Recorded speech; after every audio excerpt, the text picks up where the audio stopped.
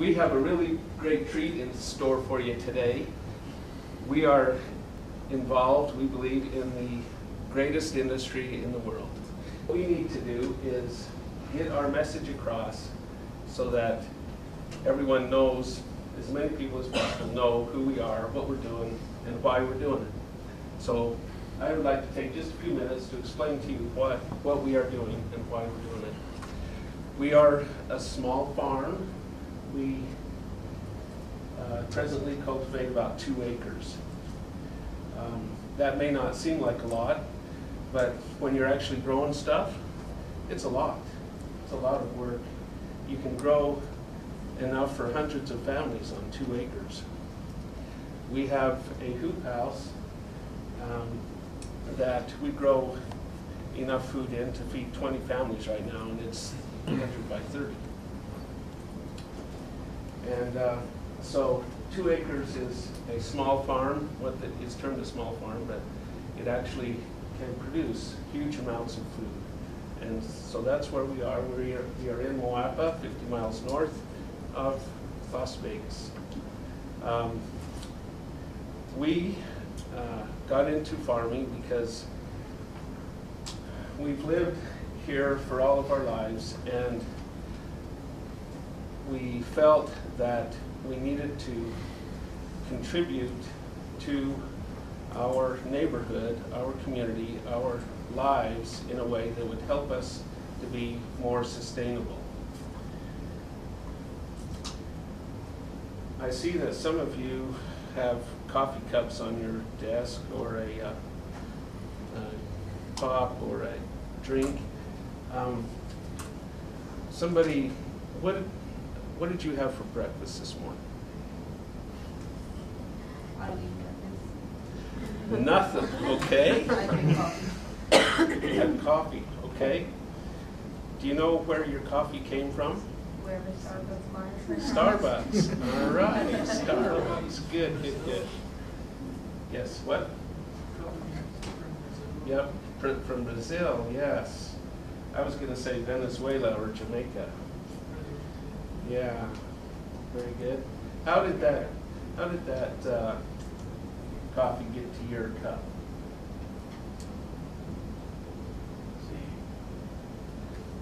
We import it, and then it gets to whatever market it goes to. That's right. The tenant farmer in Jamaica, he grew it, right? And they bagged it up and put it on a ship. It went 1,000 miles, probably went to New York or New Orleans, or it could have gone through the canal and gone to LA, right? From there it was trucked, yeah, and from there it was trucked to Vegas, to your local Starbucks, and they cooked it up for you, right? Okay. That's quite a system, isn't it? How many people are involved in that system? How many points are there in that system that can break down? There's a few, aren't there?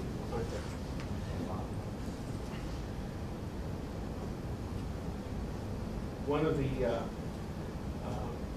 exercises that I think is really instructive for all of us is to look at the food that we eat and ask ourselves, where did this come from? What's in it? What am I eating? Is this food, or is it a food-like substance? So I picked up that. Anyway. So we want to do something about that problem because we feel like it's a problem. We would like to help our community by growing food that we know is healthy, nutritious, and free of pathogens. Food that will help people to feel better, that will be available when they want it because it's grown locally, grown close to them. there's a lot of buzzwords that we use that are thrown out: organic, natural, local. All these words apply, but they're just buzzwords.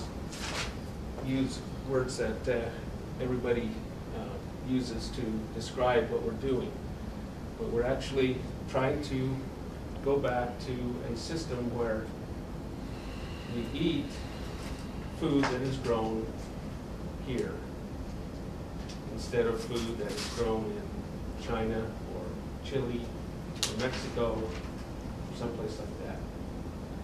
I can give you an example. Does anyone know the definition of local by the,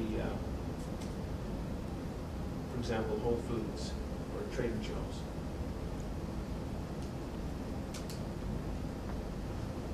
Do they consider it within like actual country benefits, or That's a good. rather than saying like local, like the 25-mile radius, they say locally grown potatoes like from Idaho, but they're here.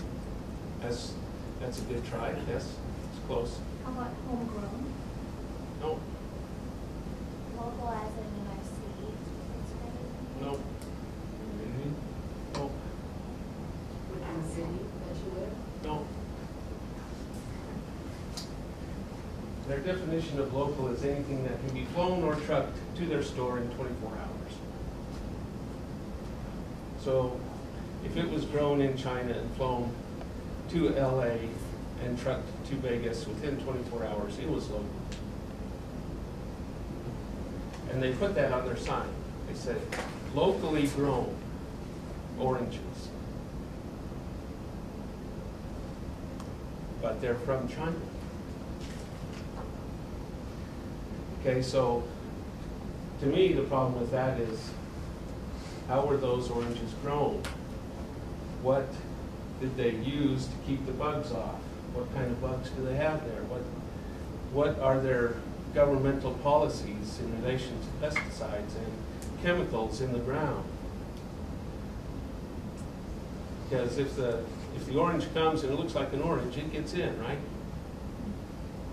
Actually, I saw a segment on Dr. Oz one time, and they had talked about the apple juice that are selling here in the United States that came from China, and they said that they had been tested, and they had tested it, and it has like high quantity of cyanide.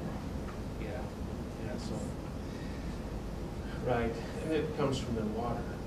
And the ground. Yeah, the ground too. Yeah. Okay, so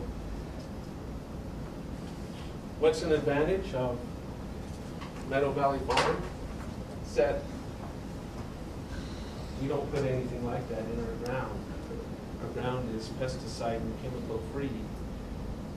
The ground that we grow our vegetables on is virgin ground. It was not touched before man, before we got there.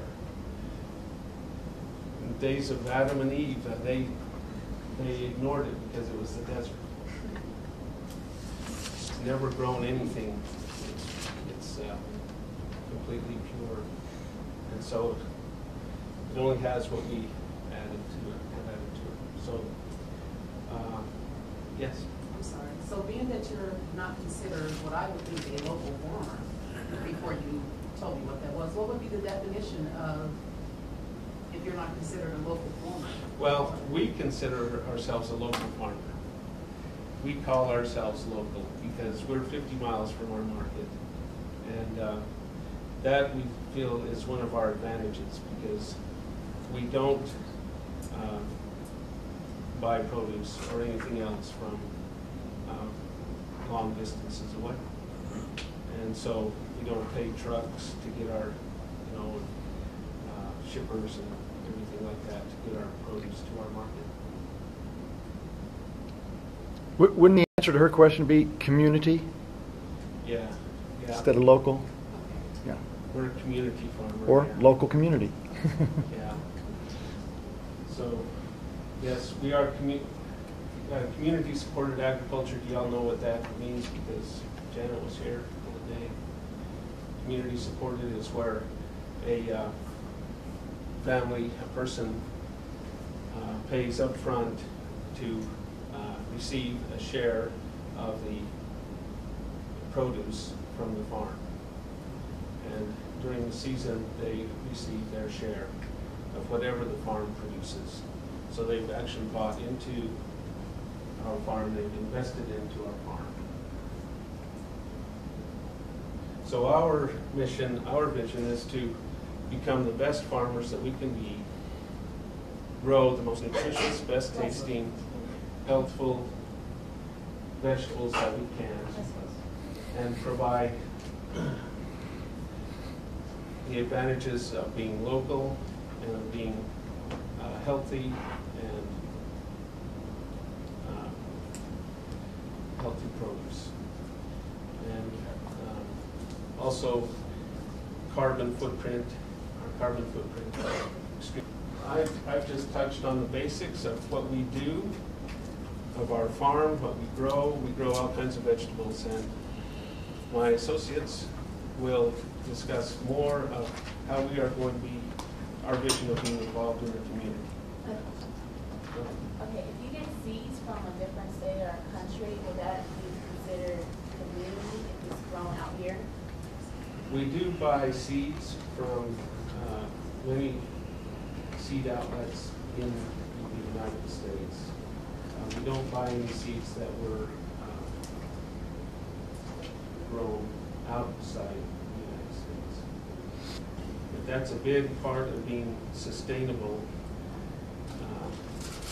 And sustainable means that you don't need outside help to be able to exist, to grow.